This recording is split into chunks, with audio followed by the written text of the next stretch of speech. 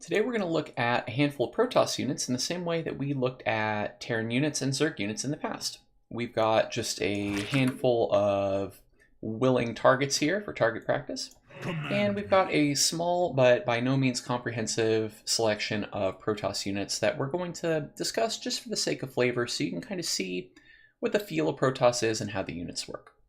We'll start with the most basic, which is the Zealot. This is a close quarters fighter who can only attack ground. They are pretty strong, they've got a lot of armor, and they're very survivable. Next we've got the Stalker, which is a very high mobility unit that deals a pretty good amount of damage but is very fragile. It attacks from range and is able to hit both ground and air with its laser cannon.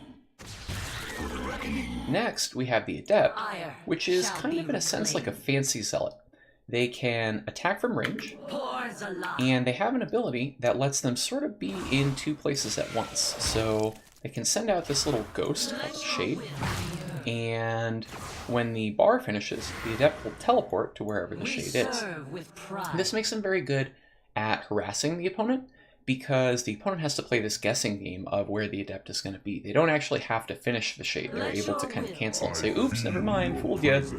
And this makes them very difficult to chase down if they don't actually want to engage the opponent, but just want to harass.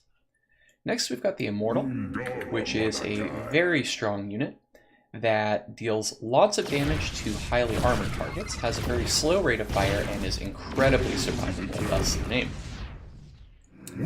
Now we've got what you could consider to be the Protoss version of the Siege Tank or the Lurker, the Colossus. These attack in a big vertical line, and they attack from a long distance. And lastly, we've got the Void Ray, which is a flying unit. They are fairly slow moving, but they have an attack which can hit both ground and air, and is very good at penetrating armored targets.